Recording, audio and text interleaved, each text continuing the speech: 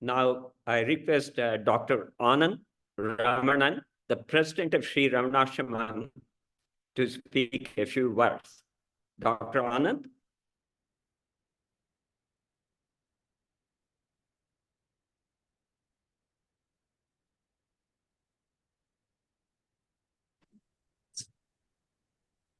Antaryasya bahir vidutatimiram jyotirmayam sasthatam sthanam prapya virajate vinamatam ajnanam unmulayan pashyan vishwabhujita mullasati yo vishvasya pare paraha tasmai Shri Ramanaya lokagurave sukhasya hantre namaha. Dear brothers, sisters and children in Sri Bhagavan, and what an Advent day we have had so far and we are having. My salutations to all the participants, the organizers of each Satsang group, the individual devotees, especially the children. Friends, Bhagavan truly lives through all of us. Advent Day holds a special place in the spiritual calendar of the devotees of Sri Bhagavan, as it marks the day when the young boy of 16 became the sage for ages, for eternity. This is the day that symbolizes the beginning of a spiritual renaissance, a direct path to realization through self-inquiry was born. Bhagavan often has said that Arunachala and the self are one and the same.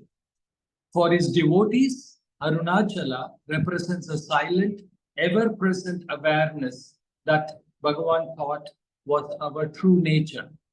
Advent Day marks the moment when this connection between Ramana and Arunachala was fully established. The day the union was created, the union that was central to his teachings. Arunachala became thus a spiritual beacon, yet again, drawing seekers of truth from all over the world. Bhagavan's journey to Arunachala is seen also as a supreme act of surrender for a tender boy of 16 left behind his family, home, and worldly attachments, arriving at the sacred mountain with just one burning desire of finding the highest spiritual truth and to be established there for eternity. This act of total renunciation and surrender to the divine is a key aspect of all his teachings. Over the decades, countless people came during his lifetime to sit in his presence, and even more multiplied several times to this day, not merely drawn by his words, but by the ever-present silent transmission of peace and self-realization that radiates from that divine peace. His silent teachings, which points directly to the truth of the self, are but the highest form of divine grace ever shown on mankind. It's the highest form of divine grace showered on mankind by gods. Advent Day, friends, is not just a day of historical significance, but a living celebration for his, where we acknowledge Bhagavan's presence, teachings, and grace that continues to flow eternally in the foothills of Arunachala at his ashram. It is a reminder of the transformative power of self-inquiry, surrender, and ever-present reality of the self. Friends, in the next few minutes, I would also try to explain why an existential crisis is brewing silently and all over the world, especially amongst the young, and why Bhagavan's teachings are the only true solution to this challenge.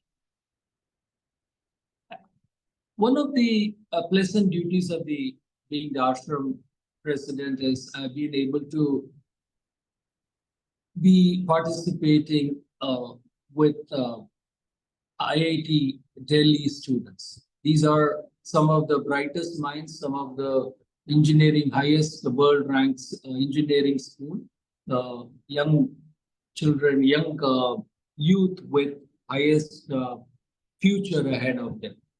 But a council, a National Resource Center for Value Education in engineering colleges was created by the bright minds in the IIT because they found increasing incidents of isolation and unhappiness amongst the students with increasing suicides. So through this NRCVEE, we have been able to teach Bhagavan's teachings of Who Am I?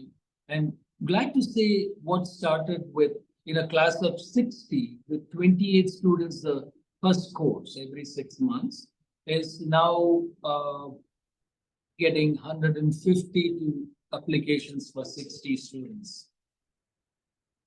Now, this form of isolation and sadness is what we medical doctors see in the medical condition of diabetes, where there is starvation of individual cells amidst plenty of glucose flowing around. There is no way of this happiness to enter the cells, and that is the problem of diabetes, and that's that's one of the problems these days amidst material prosperity. And suppose that with its happiness, these children are feeling isolated and unhappy. This is akin to this, even the neuroscience, what they have recognized the problem of the concept of constructivism, this, especially the social constructivism. This is the research neurosciences these days. What this is that there is no correlation between the external world and the internal perception, the internal reality in each individual. So it is akin to 8 billion people experiencing the same reality 8 billion different ways. So it is to boil down, this is not a new problem. This is a problem that Vedanta and Upanishads have recognized even in time immemorial, and they, through the path of Advaita, have suggested and have dealt in this problem and suggested solution. And through Bhagavan's teachings, I feel is the way, true solution to this. So the construct of the mind and the path of self-inquiry in Bhagavan's teachings. Friends, the nature of reality has been a central question in many spiritual traditions, especially in the Sanatana Dharma, the Upanishad and Advaitic school of thought.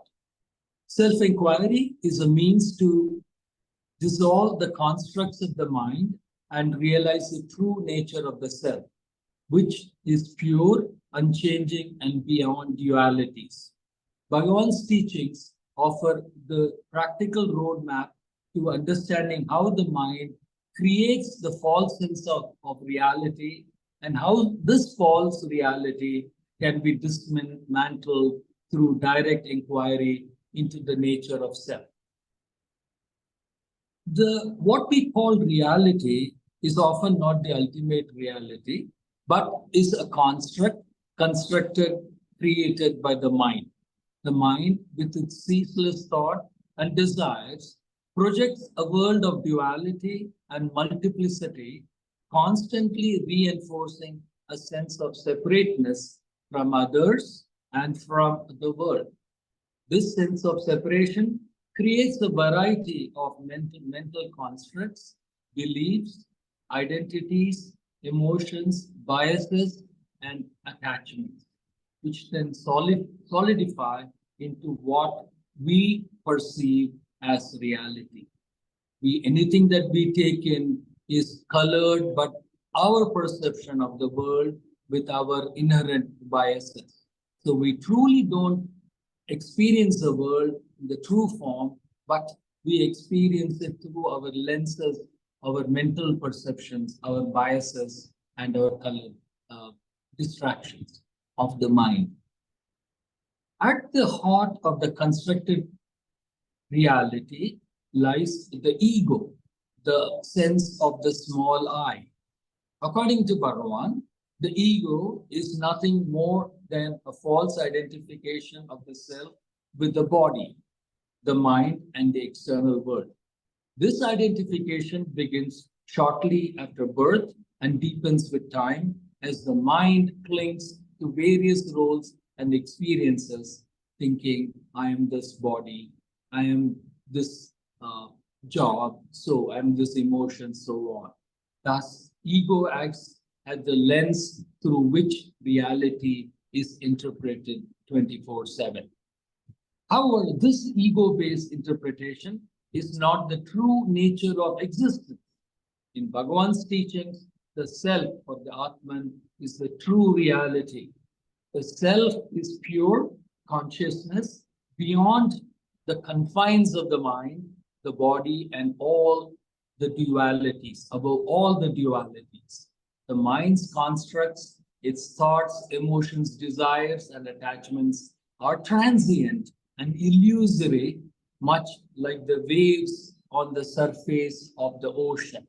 The ocean, in this analogy of Vedanta, represents the true self, while the waves are the temporary disturbances that obscure our recognition of it.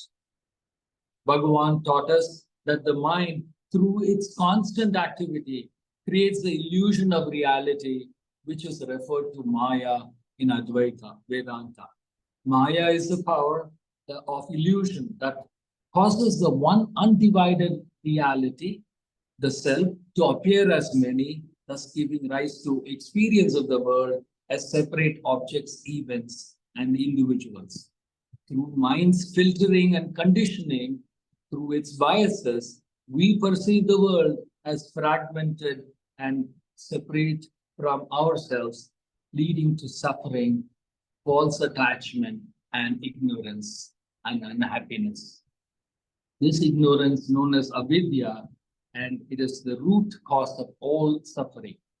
The mind, which operates through the concepts of time, space, and causality, reinforces this ignorance by creating a distorted version of reality. As we become more and more identified with the body and the mind, we distance ourselves from the experience of a true non-dual self. Bhagavan used the analogy of the dream to explain the illusory nature of the mind constructs. Just as in a dream, the mind creates an entire world with people, place, and events, which seem real while we are asleep. So too does the mind create the world during the wakeful experience. Upon waking from the dream, we realize that experience that we experienced in the dream was nothing but a projection of the mind. Similarly, the waking world, though appearing real, is nothing but a projection of this distorted mind. The true awakening, according to Bhagavan, is a recognition that self alone is real and eternal, while the world and the mind are transitory and illusory. As Bhagavan says, the world is not false, but the world plus the self is true. The world minus the self is false. Self-inquiry is the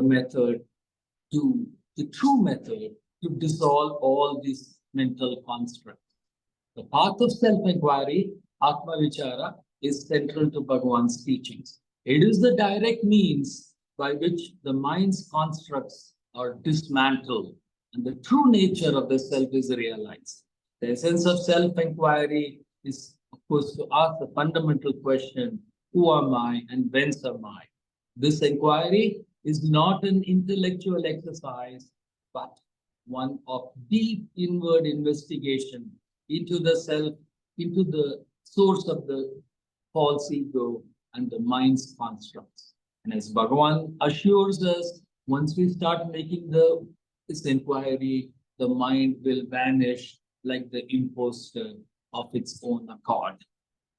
Bhagavan emphasized that the I thought or the ego is the root of all other thoughts. It is the first thought that arises upon awakening and the last to dissolve before sleep. All other thoughts depend on the existence of this I thought, and it's nothing but a fleeting mental construct. When the attention is turned inwards and the question, who am I or whence am I, is asked with sincerity, the mind's activity initially begins to slow down and the false identification begins to slowly disappear. What remains when all thoughts and mental constructs are stripped away is pure awareness and conscious of the true self. And that's when true happiness becomes permanent. Bhagavan taught us that when the ego is destroyed, the mind ceases to project its illusory constructs and the self shines forth in its true natural brilliance. This state is taught self-realization or moksha, liberation from the cycle of birth and death and of samsara and the cessation of suffering. In this state, one recognizes that the self is not separate from the world, but is the substratum of all the worldly existence, all existence. The apparent multiplicity of the world is seen for what it is, nothing but an illusion superimposed on the one and indivisible reality. The destruction of the ego is not a violent act, but a natural act of dissolution that occurs through sustained self-inquiry. It is a state of happiness. This dissolution, I cannot think of any other state of dissolution or destruction that happens with happiness, but except this one. As the attention is repeatedly turned inwards towards the source of I thought, the mind's tendency to create construct weakens and false sense of individuality fades away. And what remains is the eternal self. Friends, the practical application of self-inquiry, very shortly, because this can be a talk for eternity. But while Bhagavan's teachings are deeply practical and accessible to everyone who sincerely desires to know the truth, self-inquiry does not require rituals, external disciplines, or adherence to any dogma. It simply requires a continuous inward questioning of the ego's assumptions and persistent turning of the attention towards the self. And as some senior devotees assure us, and this is initially what is required. Later on, by discipline, one automatically turns inwards, even just on raising up, and resides in the power of the Hridaya. Practical terms, self-inquiry helps to dissolve the constructs of fear, attachment, loneliness, and suffering that arise from the identification with the ego and its tendency to just concentrate on the one individual on the individual I. As one continues to inquire, the mind's restlessness decreases with a growing sense of inner peace and freedom. Eventually, the distinction between the self and the world dissolves, and one experiences the world just as a reflection of the self. This is the state of jnana or wisdom, where there is no separation between the subject, object, and the act of knowing the object. So friends, in conclusion, Bhagavan's teachings offer a profound insight into the nature of reality and the role of the mind in creating illusion.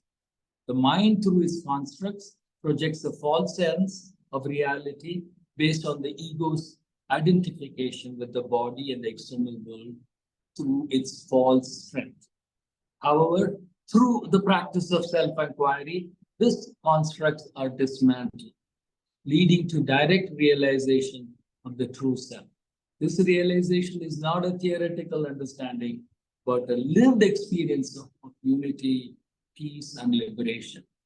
Friends, as we can see, even it's in our limited experience, even the students in IIT are beginning to experience the Bhagavan's teachings as a practical experience, as a scientific experience, and they are making their friends and colleagues apply to this course and come to learn this true truth about the one's true human birth.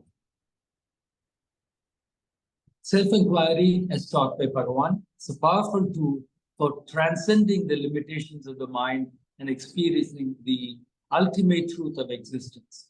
This simple yet profound method is one that anyone can practice, regardless of their background or beliefs. By continuously turning inward and questioning the nature of the self, one can dissolve the illusions of the mind and awaken to the eternal, unchanging reality that lies beyond all constructs. Friends, so this is the day we all gather to pay homage to Bhagavan for awakening us to all this profound truth. Now, as continuing the tradition of the ashram, of letting you all know about the ashram progresses, I'll take a couple 2 minutes to explain the recent progresses and just to keep you all informed. Friends, as a part to strengthen the satsang groups all over, the ashram has embarked on an ambitious software program where the room registration, accommodation, and the donation, we will be gathering data of every devotee, including their zip codes, their addresses, and their email. So we will create with our devotee a database, a powerful database, where we'll be able to gather the location of devotees, and each satsang group will be given a chance to get this database so that they can reach out to the devotees living close by and enrich the experience of the devotees coming to the ashram and enriching the satsang experience. For Bhagavan's teachings are spreading all over the world thanks to the efforts of all satsang coordinators and satsang members from you, all 5 continents. And we want to make this a more scientific, a more easier process for all the satsang coordinators. We also want to acknowledge the DC group along with Ramana Maharshi Heritage for conducting the 2nd annual Bala Vihar sorts of a summer program where the the young children were taught Bhagavan's teaching and were taught various spiritual songs. We want to enrich this into a school curriculum of sorts. We are getting a lot of offers from various schools where they want to introduce Bhagavan's teachings as a curriculum of sorts, where the highest teachings would be gently introduced into the lives of these young children, and the true knowledge will be approached by them once they become young adults. We have also been able to construct a new school building at Tiruchuri, a very modern school with 12 classrooms, with thanks to the help of the United States devotees through the offices of Ramana Maharshi Heritage, and we will try to help more such activities. Now, I also want to let you know about some ESG activities. We a month ago we have commissioned the gobar gas plant, where through the cow dung, through the waste of the cows, we are able to generate 60% of the cooking biogas that is needed for the ashram's kitchen. 60%. 10 years ago, this would have been 100%, but as the ashram is growing, so it is 60%, which is a great achievement. And so we've been able to reduce the dependence of the natural cooking by natural LPG gas. Similarly, we are in the next 2 weeks, we would solar panels would be erected on the ashram buildings. 60% again of the ashram's energy would be generated through the power of the sun. So the place of the spiritual sun would get energy from the daily sun. And we could make it 100%, but this would mean cutting trees, and that's the no-no for us. Similarly, the wastewater project is also going on, where water conservation would go on. So, friends, I thank you for the attention, and obviously, an institution is nothing but the sum of its parts, and I feel blessed to be part of you. Cannot have such a powerful organization because of such wonderful devotees like each one of you. And Om Namo Bhagavate Sri Ramanaya. Thank you.